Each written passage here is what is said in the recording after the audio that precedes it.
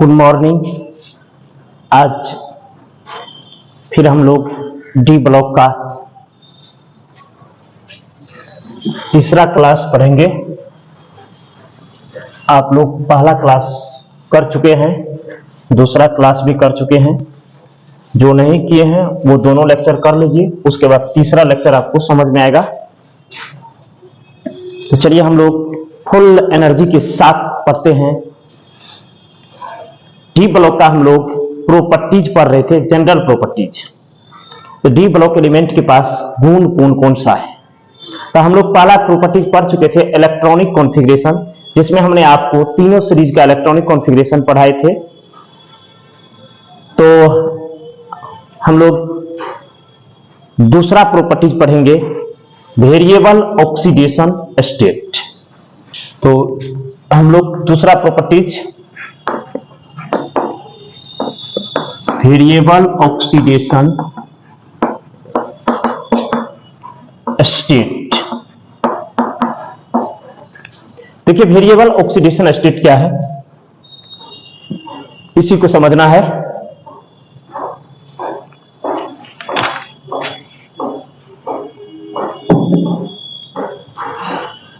Variable oxidation state, इसको हिंदी में कहते हैं हम लोग परिवर्तनशील ऑक्सीकरण अवस्था। परिवर्तनशील ऑक्सीकरण अवस्था क्या बोलेंगे हिंदी में? परिवर्तनशील ऑक्सीकरण अवस्था। सबको परिवर्तनशील ऑक्सीकरण अवस्था। परिवर्तनशील ऑक्सीकरण अवस्था क्या होता है, ध्यान दीजिए। सबसे मोस्ट इंपॉर्टेंट प्रॉपर्टीज है कि डी ब्लॉक के एलिमेंट के पास जो होता है वेरिएबल ऑक्सीडेशन स्टेट होता है। ऑक्सीडेशन स्टेट होने का वजह क्या है, जो डी ब्लॉक के लगभग जितना भी एलिमेंट है, डी ब्लॉक के आपने जितना भी एलिमेंट 40 एलिमेंट के बारे में हम बताए थे। एक सीरीज में 10, फिर दूसरे में 10, तीसरे में भी 10 और चौथे में भी 10। तो वेरिएबल ऑक्सीडेशन स्टेट होने का रीजन था कि डी ब्लॉक के किसी भी एलिमेंट के पास लास्ट 2 सबसेल होता है। आप लोगों ने डी ब्लॉक के लास्ट कॉन्फ़िगरेशन पढ़े थे, NS0 से 2 और N-1 D1 to 10 पढ़े थे। अब जरा ध्यान दीजिए कि इसके पास एक NS भी है और दूसरा ये NS में 0 से 2 तक इलेक्ट्रॉन होता है, और उसके बाद दूसरा पढ़े थे N-1T। अब जैसे एक कॉन्फ़िगरेशन हम दिखा रहे हैं कि यहां देखना ध्यान से। देखिए हम यहां पर दिखा रहे हैं आपको, ये जो मैग्नीज है इसी को, ये 25 नंबर का है। कॉन्फ़िगरेशन में 1s2, 2s2, 2p6, 3s2, 3p6, 4s2, 3d5 होता है। अब इसके पास बदलने की क्षमता है, वैलेंसी बदलने की, मतलब ये अपने संयोजकता को बदल सकता है। लेकिन एस ब्लॉक और पी ब्लॉक का संयोजकता फिक्स होता है। अगर किसी एलिमेंट का वैलेंसी 1 हो गया एस ब्लॉक का तो 1 फिक्स है, 2 हो गया तो 2 फिक्स है। जैसे पी ब्लॉक में 3 हो गया तो 3 फिक्स है, वो 4 नहीं दिखा सकता है या 2 नहीं दिखा सकता है। समझ रहे बात? एगो इस टाइप का लोग गांव में मिलेगा जो अपने बात को बदलता है तुरंत। अब बात को बदलेगा ऐसा कि आपको एहसास भी नहीं होने देता है। ये डी ब्लॉक के एलिमेंट के पास लास्ट सबसेल 2 होते हैं, एक होते ये वाला एस वाला और एक डी वाला। अब देखिए दोनों में रीजन क्या है। जो डी ब्लॉक का एलिमेंट जो बॉन्ड बनाना चाहता है, तो बॉन्ड बनाने के लिए इन्होंने क्या करता है, अपना 2 इलेक्ट्रॉन भी दे सकता है, और अगर कहीं 3 बॉन्ड की आवश्यकता पड़ जाए तो 1 इलेक्ट्रॉन इसका भेज देगा और 3 बॉन्ड बना देगा। जैसे अगर 4 बॉन्ड की जरूरत है तो 2 इसका भेजेगा, 2 इसका, 4। अगर कहीं 5 की जरूरत है तो 2 इसका, 3 इसका, एकदम 5 हो गया। अब कभी ना ये 2 और बना सकता है, याद रखना।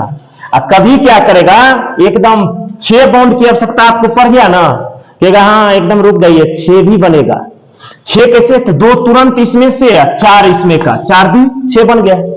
अब देखिए अब 7 बॉन्ड भी बना सकता है, 7। अब सोचिए इसका जो इलेक्ट्रॉन को आप देख रहे हैं 2 भी है, 2 बॉन्ड भी बनाने के लिए तैयार है, 3 बॉन्ड भी बनाने के लिए तैयार है, 4 भी, 5 भी, 6 भी, 7 भी।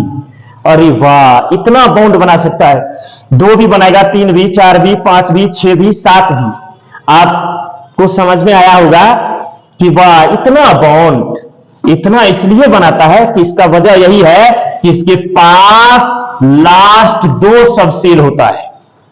अब देखिए लास्ट दो सबसेल को हम लोग दिखा रहे हैं कि एक लास्ट सबसेल तो ns हुआ, आप सब जानते हैं ऑर्बिट नंबर को n लिखते तो n हुआ, और उसके बाद इसको भी ऑर्बिट नंबर को n, लेकिन ये एक हमेशा इससे कम रहता है इसलिए n-1 d। तो चलिए सबको याद हो गया होगा कि डी ब्लॉक के लगभग सभी एलिमेंट के पास लास्ट दो सबसेल होगा। लास्ट दो सबसेल कौन कौन होगा? ns और n-1d। फिर से एक बार और ns और n-1d। अब दो लास्ट सबसेल हुआ। अब भाई जब दो लास्ट सबसेल है इसके पास तो अब आप ही बताइए कि क्या ये दो ही बॉन्ड बनाएगा? नो नो नो, दो नहीं बना सकता है। ये 3 भी, 4 भी, 5 भी, 6 भी, 7 भी, तभी तो लिखा गया वेरिएबल ऑक्सीडेशन स्टेट। आप सब जानते हैं एटम पर जो चार्ज पैदा होता है, एटम पर जो चार्ज पैदा होता है उसी चार्ज को ऑक्सीडेशन नंबर कहते हैं या ऑक्सीडेशन स्टेट कहते हैं। समझ में आ रहा बात? वही बात लिखा गया वेरिएबल ऑक्सीडेशन स्टेट। अब सारे एलिमेंट का वेरिएबल ऑक्सीडेशन स्टेट देखना है तो डी ब्लॉक के लगभग सभी एलिमेंट क्या करेंगे? वेरिएबल ऑक्सीडेशन स्टेट को प्रदर्शित करेंगे। क्यों भाई क्यों? क्योंकि इसके पास लास्ट दो सबसेल होते हैं ns और n-1d। दोनों सबसेल का जो ऊर्जा होता है वो लगभग समान होता है और दोनों सबसेल के इलेक्ट्रॉन बंधन में भाग लेता है, बॉन्डिंग में भाग लेता है। अब बॉन्डिंग में भाग लेने की वजह से इसका वेरिएबल ऑक्सीडेशन नंबर होता है।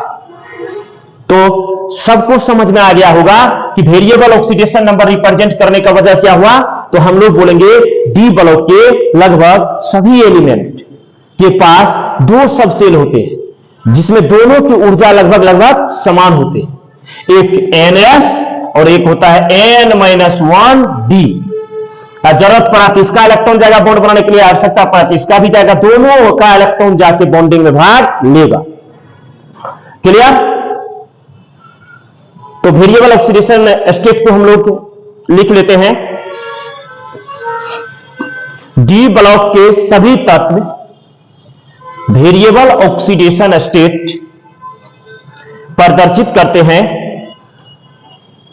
क्योंकि डी ब्लॉक एलिमेंट के पास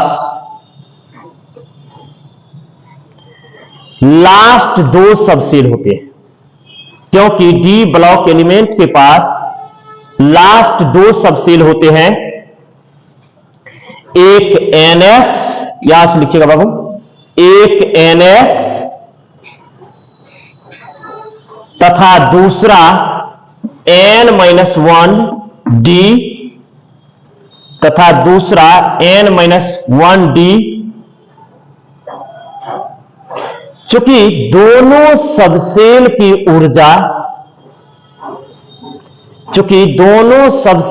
ऊर्जा लगभग समान होते हैं, दोनों सबसेल की ऊर्जा लगभग समान होते हैं, इसलिए इस दोनों सबसेल के इलेक्ट्रॉन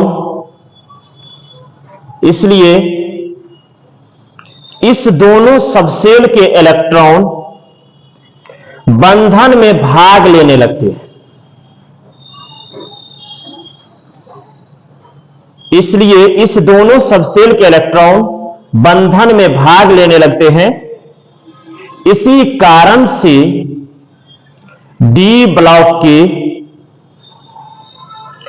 सभी एलिमेंट वेरिएबल ऑक्सीडेशन स्टेट प्रदर्शित करते हैं।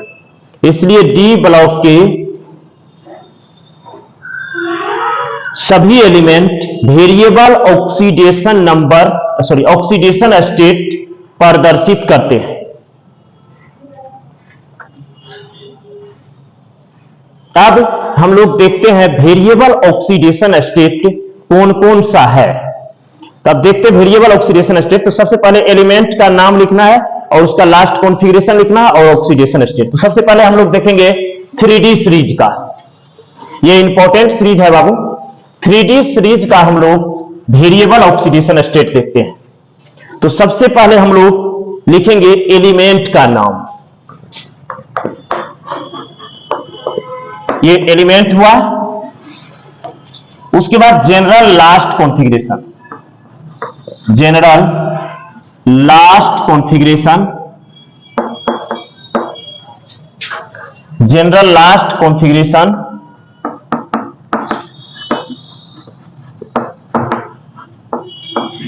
उसके बाद ऑक्सीडेशन स्टेट, ऑक्सीडेशन स्टेट।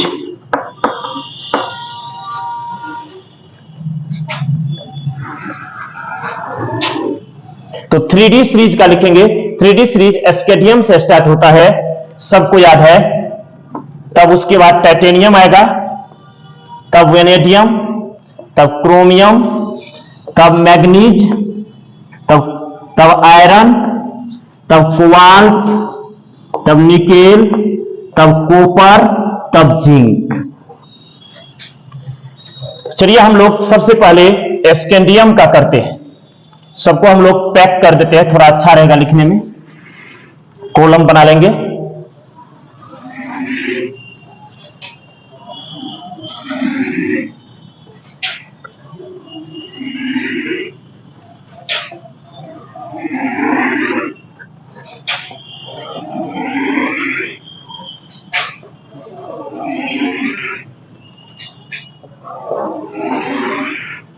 चलिए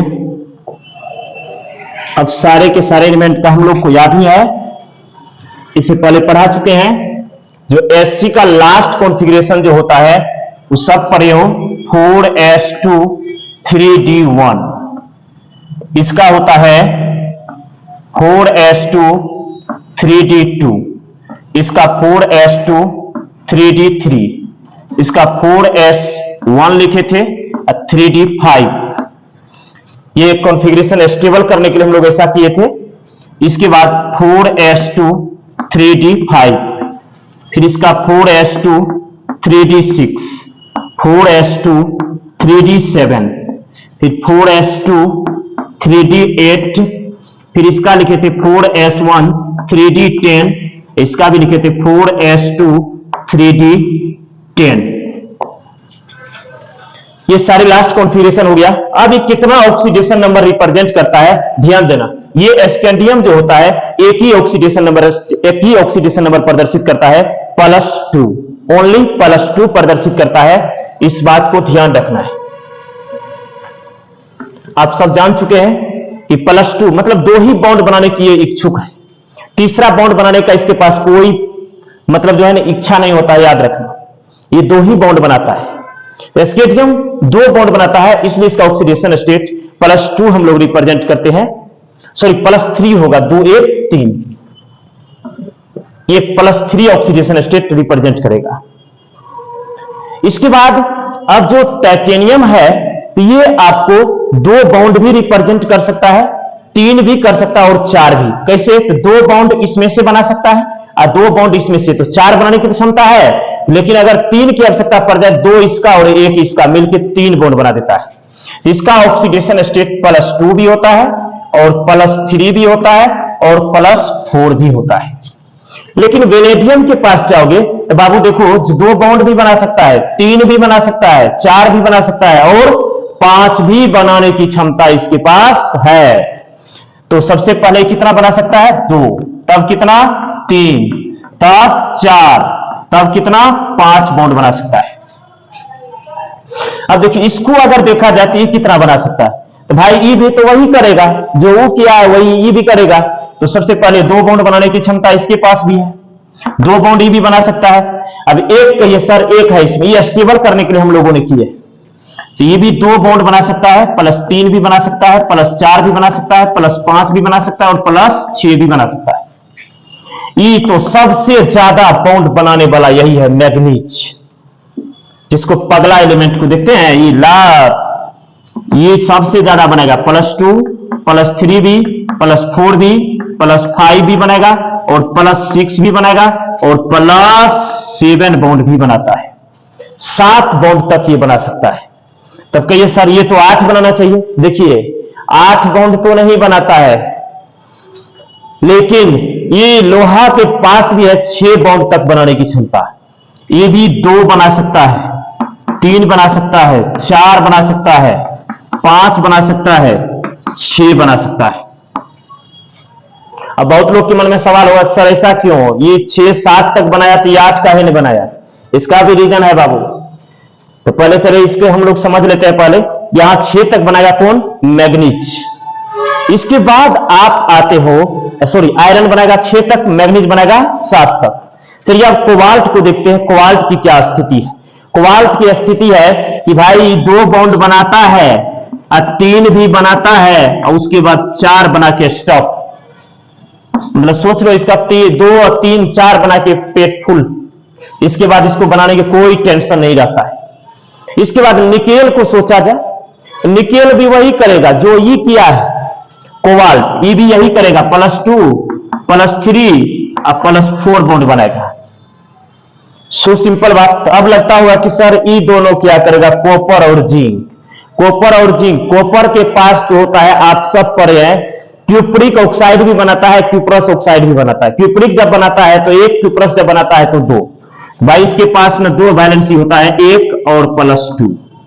और जिंक तो मात्र 2 ही बॉन्ड बनाता है क्योंकि यह स्टेबल हो जाता है काफी ज्यादा, तो बस ये 2 बॉन्ड बनाएगा। ये है सारे एलिमेंट का वेरिएबल ऑक्सीडेशन नंबर और इसको हम चिन्हित कर देते हैं। सबसे ज्यादा बॉन्ड बनाने वाला एलिमेंट कौन सा है? मैग्नीज। अब क्वेश्चन का आंसर क्या आएगा? सर ये सबसे ज्यादा क्यों बनाता है? तो इसका आंसर आएगा कि अंतिम विन्यास इसके पास 4s2 और क्या है? 4s2 और 3d5 होता है, इसलिए 3d सीरीज में सबसे अधिक बॉन्ड बनाता है। तो कोई टेक्निकल रीजन नहीं है, आप लोग ध्यान से समझ लीजिए इसको।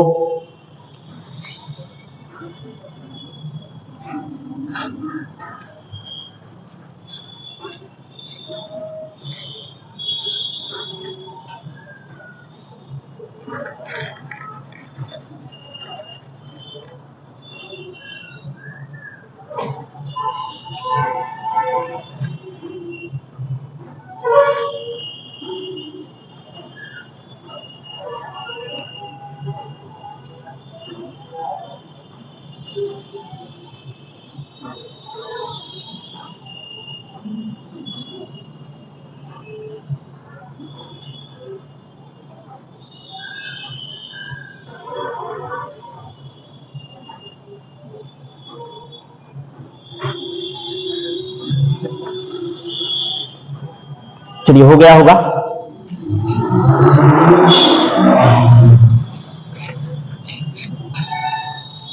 नहीं हो पाएगा तो वीडियो को रोक के लिख लेना।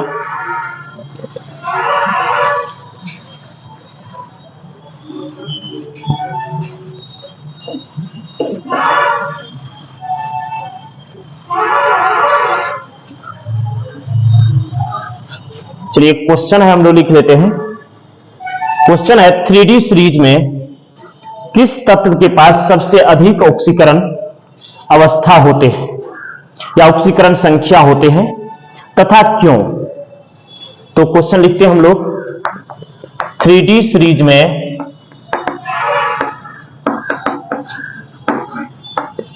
किस तत्व के पास सबसे अधिक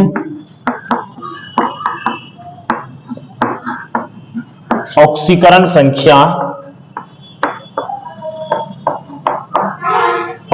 संख्या होते हैं तथा क्यों? अब सबके पास आंसर है। सबसे ज्यादा ऑक्सीकरण अवस्था किसके पास होता है? अभी तुरंत बताए, मैग्नीज के पास। क्यों होता है? क्योंकि उसके पास लास्ट 2 सबसेल होते हैं 4s2 और 3d5। तो चलिए हम आंसर बोल देते हैं। 3D सीरीज में Mn के पास सबसे अधिक ऑक्सीकरण संख्या होते हैं। 3D सीरीज में Mn के पास सबसे अधिक ऑक्सीकरण संख्या होते हैं क्योंकि Mn का अंतिम विन्यास 4s2 3d5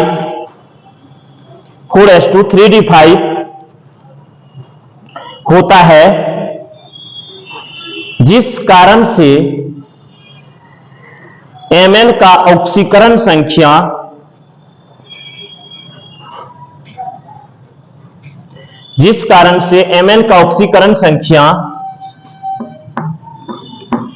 +2 से +7 तक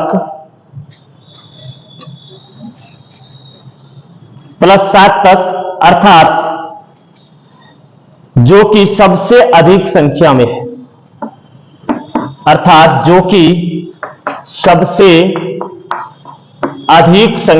है, जो कि सबसे अधिक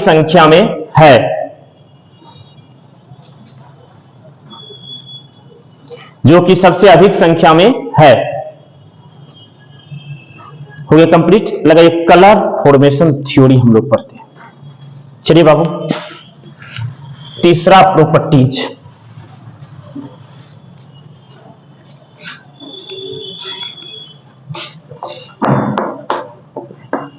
colour formation theory.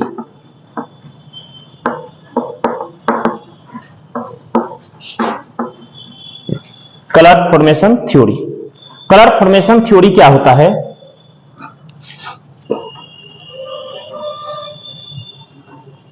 Colour formation theory का मतलब क्या हुआ?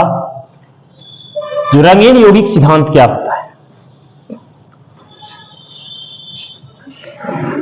पहला बात यह है कि ये कोई भी डी ब्लॉक का जो कंपाउंड होता है, सबसे पहला बात जान लीजिए कि डी ब्लॉक का कंपाउंड जो होता है, डी ब्लॉक जो भी कंपाउंड बनाएगा वो सब कंपाउंड रंगीन होता है। जैसे आप देखेंगे इसका कंपाउंड Cr2O7 बनता है, बहुत सारा कंपाउंड बनता है, कॉम्प्लेक्स कंपाउंड भी बनाता है जो आप लोग पढ़ चुके हैं। तो ये डी ब्लॉक का कंपाउंड सबसे पहला बात क्या होता है? रंगीन होता है। रंगीन मतलब इसका कलर होता है, कलर में दिखेगा, ये रंगीन दिखेगा। अब रंगीन दिखने का वजह है कि यह है कि इसमें डी ट्रांजिशन होता है, डी ट्रांजिशन। अब सवाल आएगा कि भाई डी ट्रांजिशन क्या है? देखिए बाबू, डी ट्रांजिशन जो है, ऊर्जा को कम नहीं करना है, एकदम पूरे फुल एनर्जी में पढ़ना है। तो देखिए डी ब्लॉक का कंपाउंड क्या होता है? रंगीन होता है। डी ब्लॉक का कंपाउंड रंगीन होता है। कारण क्या है रंगीन होने का? D transition.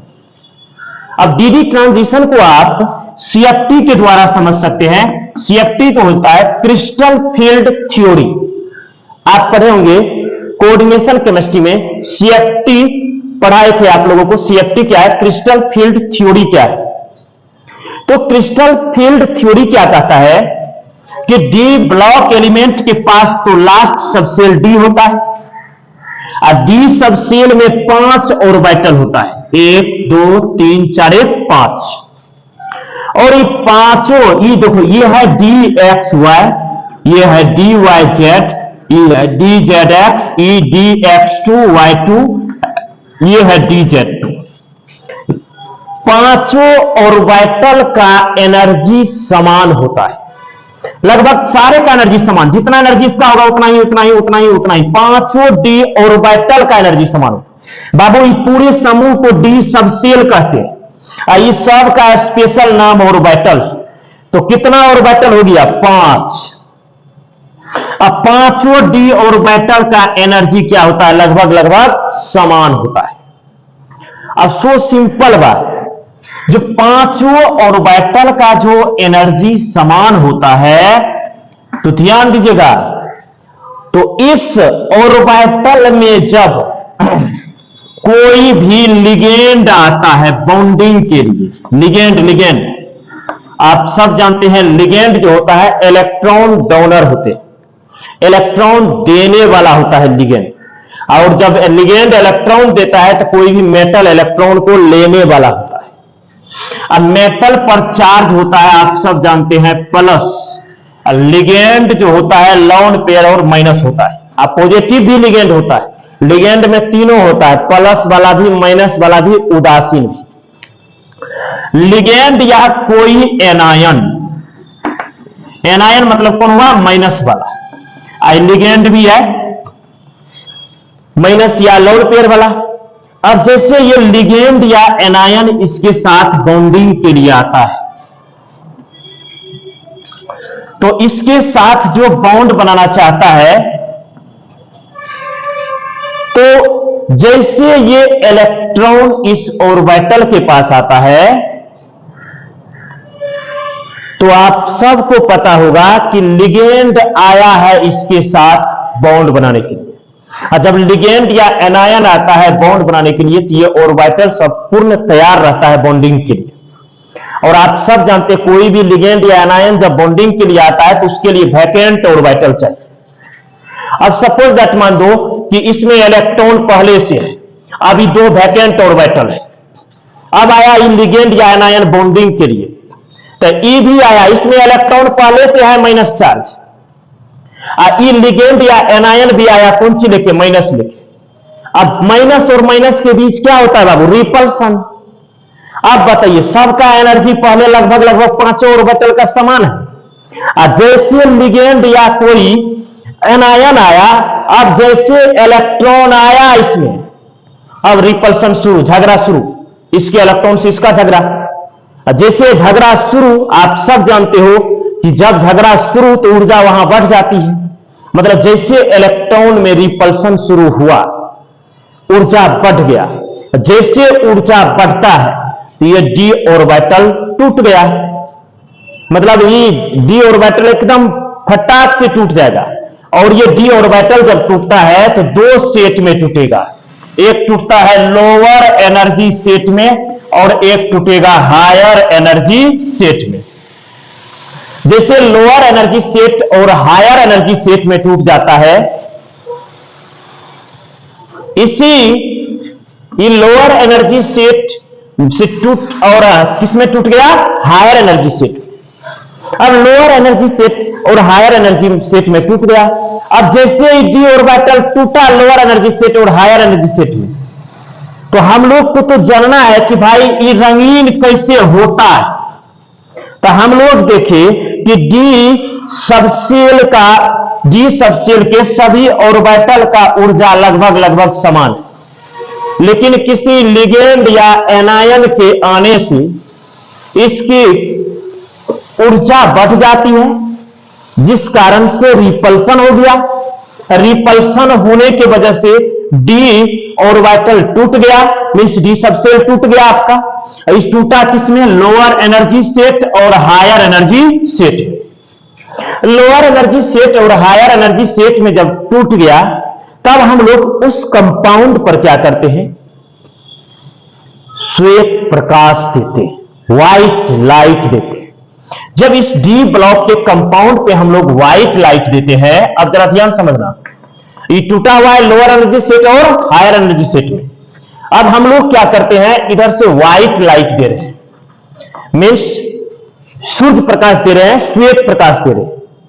जैसे सनलाइट हम लोग दिए कि सनलाइट में से कोई एक विशेष रंग को लोअर एनर्जी सेट का इलेक्ट्रॉन क्या करता है, अवशोषित करने लगता है किसी एक को।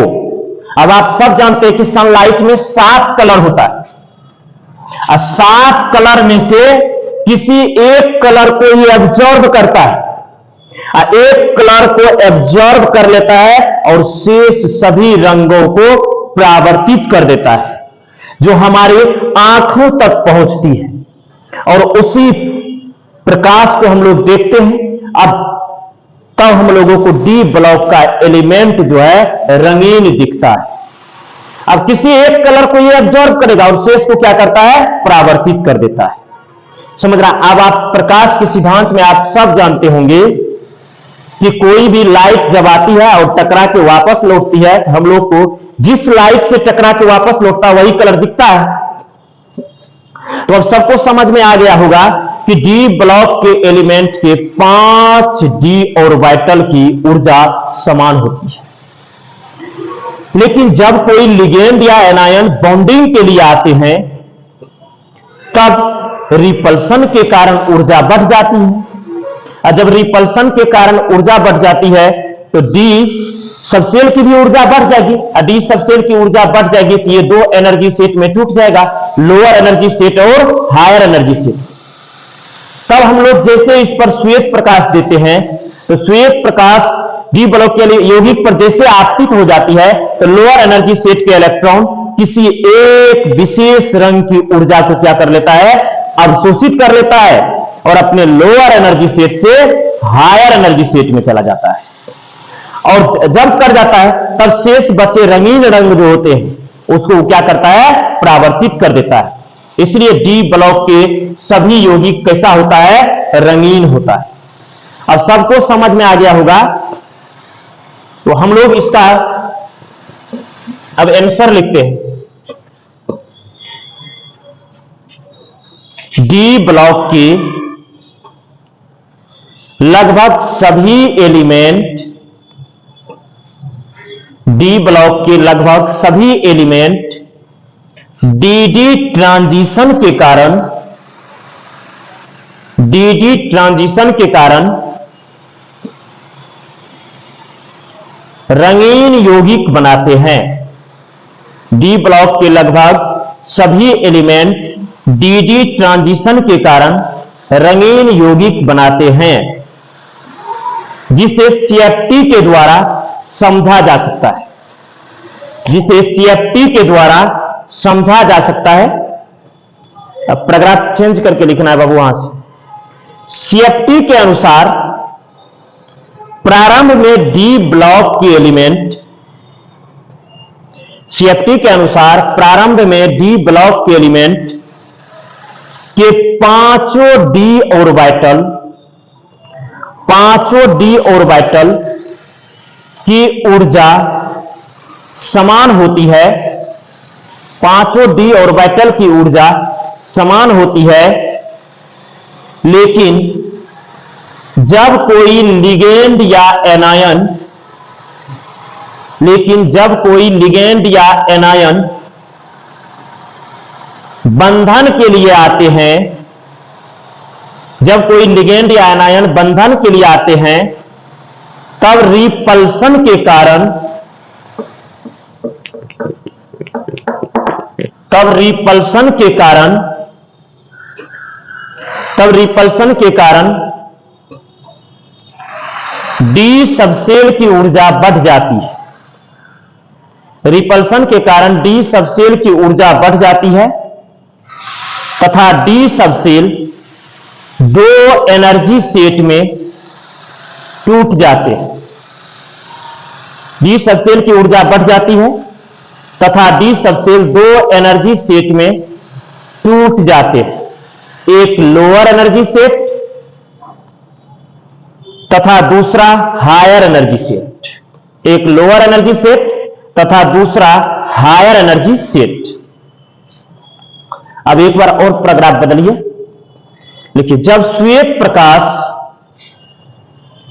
डी ब्लॉक एलिमेंट के यौगिक पर आपतित होती है, जब श्वेत प्रकाश डी ब्लॉक एलिमेंट के यौगिक पर आपतित होती है तब लोअर एनर्जी सेट के इलेक्ट्रॉन, तब लोअर एनर्जी सेट के इलेक्ट्रॉन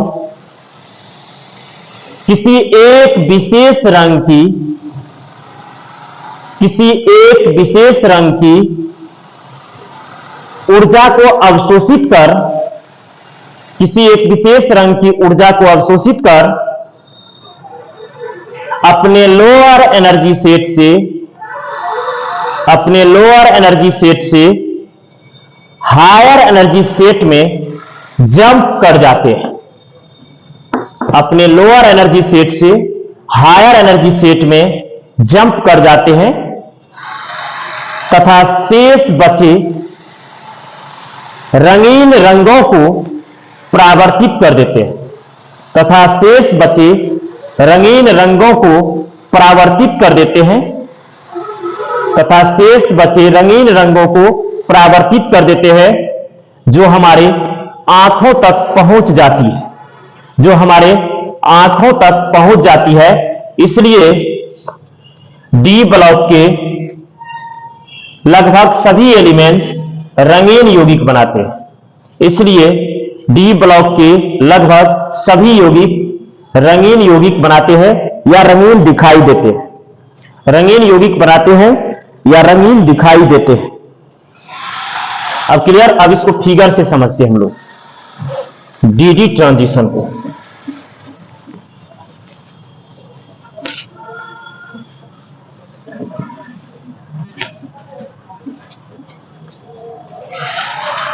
देखिए, सबसे पहले हम लोग बनाते हैं एनर्जी सेट। इस पर रहेगा आपका ऑर्बिटल, ये है एनर्जी। ध्यान रखना है बाबू, एक मिनट।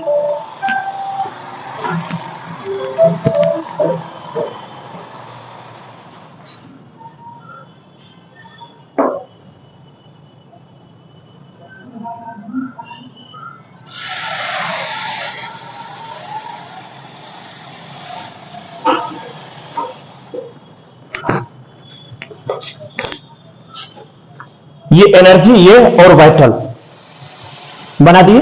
अब इस पर ना आपको ऑर्बिटल को दिखाना है, तो डी में कितना ऑर्बिटल होता है? डी सब सेल में 5, 1 2 3 4 1 5। यह है बाबू डी सब सेल,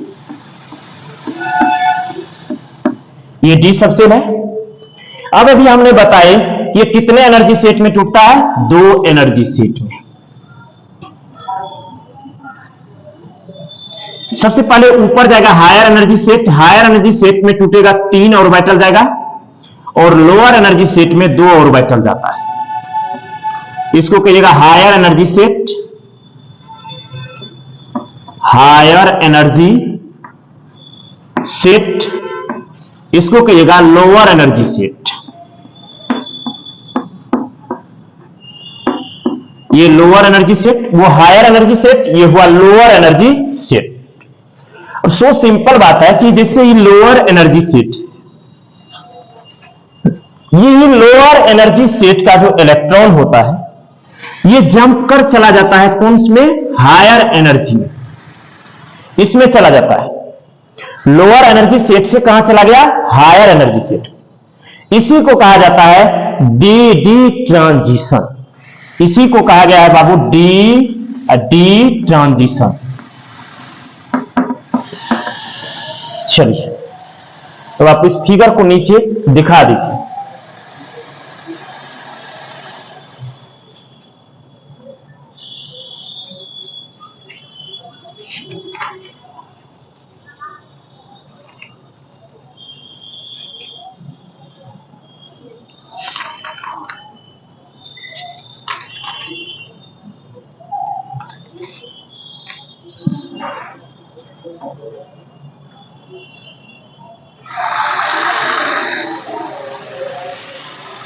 चलिए, हो गया होगा। देखिए, नंबरिंग में आप लोग का 5वां नंबर होगा। इसके बाद हमने एक हीट ऑफ एटोमाइजेशन पर आए थे 2 नंबर का। तीसरा आप कर देना उसको और वेरिएबल ऑक्सीडेशन स्टेट को, और चौथा कर देना आप कलर फॉर्मेशन थ्योरी को। अब हम लोग का 5वां प्रॉपर्टीज है मैग्नेटिक प्रॉपर्टीज। मैग्नेटिक प्रॉपर्टीज, इसको कहा जाता है चुंबकीय गुण। क्या बोलोगे? चुंबकीय गुण। क्या डी ब्लॉक के एलिमेंट के पास चुंबकीय गुण है? तो सबसे पहले बात कि कोई भी जो सब्सटेंस है ये 2 टाइप का मैग्नेटिक प्रॉपर्टीज रिप्रेजेंट करता है, एक पैरामैग्नेटिक और दूसरा डायमैग्नेटिक। कितने टाइप का प्रेजेंट करेगा? एक पैरामैग्नेटिक और दूसरा डायमैग्नेटिक। तो ध्यान लगाना कि मैग्नेटिक प्रॉपर्टीज में कितने टाइप का पढ़ना है भाई? दो, एक पैरामैग्नेटिक और एक डायमैग्नेटिक। तो चलिए हम लोग पैरामैग्नेटिक पहले समझते हैं, उसके बाद डायमैग्नेटिक सब्सटेंस समझेंगे। तो सब यहां हेडिंग लगाना पैरामैग्नेटिक। Paramagnetic substance. देखिए बाबू, ये पैरामैग्नेटिक सब्सटेंस क्या है?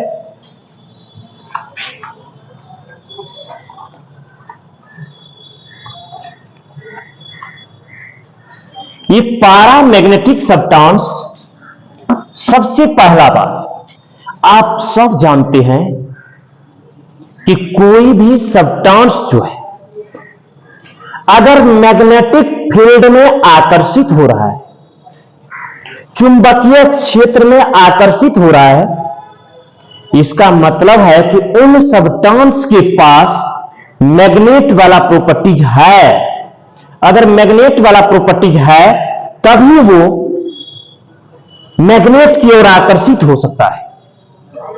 तो मैग्नेटिक प्रॉपर्टीज रिप्रेजेंट करने वाले सब्सटेंस ये जो पैरामैग्नेटिक है, इसका वजह है कि इसके पास अनपेयर इलेक्ट्रॉन होता है।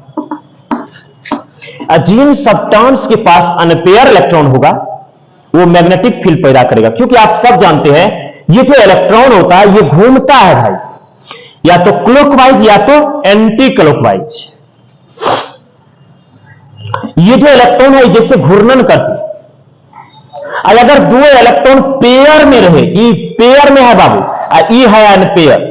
अब देखो पेयर में अगर रहा तो तब तो ये घूमेगा क्लॉकवाइज, ये घूमेगा एंटी क्लॉकवाइज, दोनों का घूर्णन क्या हो जाएगा? जीरो हो जाएगा, जिसके वजह से कोई मैग्नेटिक फील्ड पैदा होने वाला नहीं। अगर किसी बॉडी के पास अनपेयर इलेक्ट्रॉन है तो उसके पास मैग्नेट वाला प्रॉपर्टी होगा, वो मैग्नेट उसको अपनी ओर आकर्षित करेगा, मैग्नेटिक फील्ड की ओर आकर्षित होगा। तो इलेक्ट्रॉन कौन सा होनी चाहिए? अनपेयर। अगर इलेक्ट्रॉन अनपेयर हो तो वो पैरामैग्नेटिक सब्सटेंस की तरह व्यवहार कर सकता है। अगर पेयर रहा तो वो कभी भी पैरामैग्नेटिक होगा, चुंबक उसे कभी भी आकर्षित नहीं कर सकता है। तो पैरामैग्नेटिक सब्सटेंस कहिएगा कि वह सब्सटेंस जो मैग्नेटिक फील्ड में आकर्षित होता है, वह सब्सटेंस जो मैग्नेटिक फील्ड में आकर्षित होता है उसे मैग्नेटिक सब्सटेंस कहते हैं। मींस वह पदार्थ जो चुंबकीय क्षेत्र में आकर्षित होता है, वह पदार्थ जो चुंबकीय क्षेत्र में आकर्षित होता है उसे पैरामैग्नेटिक सब्सटेंस कहते हैं। चलिए आप लोग, वह पदार्थ जो चुंबकीय क्षेत्र में आकर्षित होता है उसे पैरामैग्नेटिक सब्सटेंस कहते हैं। अब उसी के नीचे एरो लगाइएगा, एरो देके लिखेंगे किसी भी पदार्थ का पैरामैग्नेटिक गुण, किसी भी पदार्थ का पैरामैग्नेटिक गुण उसके अनपेयर इलेक्ट्रॉन के कारण होता है। इसी इलेक्ट्रॉन की वजह से, अनपेयर इलेक्ट्रॉन, किसी भी पदार्थ के पैरामैग्नेटिक गुण उसके अनपेयर इलेक्ट्रॉन के कारण होता है। क्लियर? अब इसी के नीचे डायमैग्नेटिक लगाइए। डायमैग्नेटिक सब्सटेंस, देखिए डायमैग्नेटिक सब्सटेंस क्या, अब आपको समझ में आ गया होगा। डायमैग्नेटिक सब्सटेंस में जो होता है पेयर इलेक्ट्रॉन होता है। अब पेयर इलेक्ट्रॉन की वजह से ये चुंबकीय क्षेत्र में आकर्षित नहीं होता है। तो लिखेंगे हम लोग डेफिनेशन, वह पदार्थ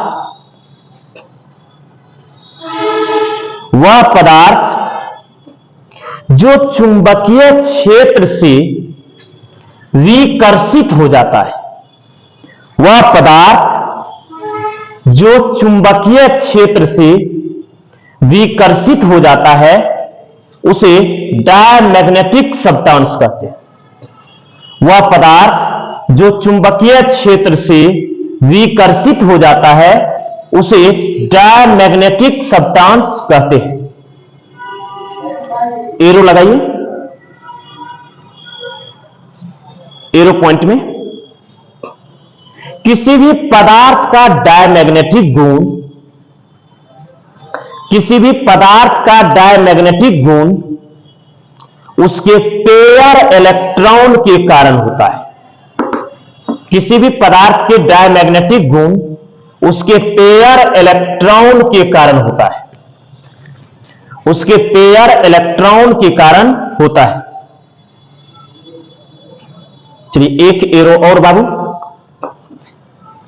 डी ब्लॉक के लगभग सभी तत्व, डी ब्लॉक के लगभग सभी तत्व अनपेयर इलेक्ट्रॉन के कारण, डी ब्लॉक के लगभग सभी तत्व अनपेयर इलेक्ट्रॉन के कारण पारामैग्नेटिक सब्सटेंस की तरह व्यवहार करते हैं। डी ब्लॉक के लगभग सभी तत्व अनपेयर इलेक्ट्रॉन के कारण पारामैग्नेटिक की तरह व्यवहार करते हैं, पारामैग्नेटिक सब्सटेंस की तरह व्यवहार करते हैं। डी ब्लॉक के लगभग सभी एलिमेंट या सभी तत्व पारामैग्नेटिक सब्सटेंस की तरह व्यवहार करते हैं। देखिए इसके तरह इसका व्यवहार होगा। डी ब्लॉक का लगभग जितना भी एलिमेंट है उस सब जो है सबके पास अनपेयर इलेक्ट्रॉन होता है, मैक्सिमम एलिमेंट के पास, जिस वजह से सभी एलिमेंट का बिहेव दिखेगा आपको पारामैग्नेटिक सब्सटेंस की तरह। लास्ट एक एरो और, किसी पदार्थ का मैग्नेटिक स्ट्रेंथ, किसी पदार्थ का magnetic strength, magnetic strength, magnetic power जो होता है खींचने का पावर, किसी भी पदार्थ का जो मैग्नेटिक स्ट्रेंथ होगा, चुंबक की ओर आकर्षित होने की क्षमता, मैग्नेटिक स्ट्रेंथ उसके मैग्नेटिक मोमेंट पर निर्भर करता है, उसके मैग्नेटिक मोमेंट पर निर्भर करता है। मैग्नेटिक मोमेंट चुंबकीय आघूर्ण, तो किसी भी पदार्थ का जो मैग्नेटिक स्ट्रेंथ होगा, चुंबक की ओर आकर्षित होने की जो क्षमता होगी, वो मैग्नेटिक मोमेंट पर डिपेंड करेगा, मैग्नेटिक मोमेंट पर निर्भर करता है। अब मैग्नेटिक मोमेंट निकालने की फार्मूला हम लोग इससे पहले पढ़ चुके थे कि n into n plus two, जो सॉलिड स्टेट में भी आपको बताया गया था। मैग्नेटिक मोमेंट निकालने की formula n into n plus two होता है। इसको हम लोग म्यू से दिखाते हैं। Magnetic moment, magnetic moment, magnetic moment ये जो म्यू होता है, म्यू बराबर फॉर्मूला होता है n into n plus two अंदर रूट होता है। इसका यूनिट होता है BM, Bohr magneton, where n जो होता है, वेयर n होता है नंबर ऑफ अनपेयर इलेक्ट्रॉन। क्या होगा? Number of unpaired electron, number of unpaired electron, number of unpaired electron होगा। अब इसमें आपको क्वेश्चन दिया हुआ रहेगा कि कौन सा सब्सटेंस जो है आपको पैरामैग्नेटिक है और कौन सा सब्सटेंस डायमैग्नेटिक है। तो सो सिंपल, इसमें आपको क्वेश्चन बनाना है जो कौन डायमैग्नेटिक है कौन पैरामैग्नेटिक है। तो डायमैग्नेटिक और पैरामैग्नेटिक निकालने के लिए हम लोग पहचान करेंगे, भाई आइडेंटिटी करेंगे कौन पैरामैग्नेटिक है और कौन डायमैग्नेटिक है। तो क्वेश्चन है जो आप पैरामैग्नेटिक और डायमैग्नेटिक कैलकुलेट करके बताएंगे और मैग्नेटिक मोमेंट भी निकालना है, मैग्नेटिक मोमेंट भी कैलकुलेट करना है कि किसका मैग्नेटिक मोमेंट कितना होगा। तो चलिए एक का हम लोग निकालते हैं कि पैरामैग्नेटिक है कि डायमैग्नेटिक, एक क्वेश्चन का। यह है कितना नंबर का? 21 का। पहले कॉन्फ़िगरेशन करना पड़ेगा 1s2, 2s2, 2p6, 3s2, 3p6, 4s2, 3d1। चलिए हमने कॉन्फ़िगरेशन कर दिया इसका। कॉन्फ़िगरेशन करने के बाद आपको ना खोलना है d ऑर्बिटल, ओनली d को खोलना है, कुछ नहीं करना। d को हमने खोल दिए, d में 5 ऑर्बिटल होता है, 1 2 3 4 1 5। आप सब जानते हैं डी में कितना ऑर्बिटल 5, एस में एक ही ऑर्बिटल होता है, इलेक्ट्रॉन कितना है 1। अब आप ही बताइए पेयर है क्या अनपेयर? अनपेयर इलेक्ट्रॉन है। अगर अनपेयर इलेक्ट्रॉन की संख्या कितना हुआ, number of unpaired electron, unpaired electron, number of unpaired electron कितना है 1, तो मैग्नेटिक मोमेंट निकालोगे तो म्यू बराबर फॉर्मूला होता है n इंटू एन प्लस 2। तो भाई 1 इंटू 1 प्लस 2 कितना हो गया, अंडर रूट 3 bm, ये होगा इसका। लेकिन अब सब्सटेंस कौन सा है ये? अब हम लोग समझ गए भाई, मैग्नेटिक मोमेंट भी निकाल लिए। अब ये कौन सब्सटेंस है, डायमैग्नेटिक है पैरामैग्नेटिक? जब ये अनपेयर इलेक्ट्रॉन आ गया तो आप सब जानते हैं क्या होगा, पैरामैग्नेटिक सब्सटेंस होगा, पैरामैग्नेटिक सब्सटेंस। तो थैंक यू मेरे प्यारे बच्चों, आज की क्लास इतना ही है। इसके बाद लास्ट लेक्चर हम लोग एक और करेंगे डी ब्लॉक में, तो आप लोग अच्छे से लेक्चर को करिए। अगर कहीं समझने में कठिनाई होती है तो आप कमेंट करके जरूर बताइएगा। अगर आपको वीडियो अच्छा लगेगा तो शेयर जरूर करिएगा।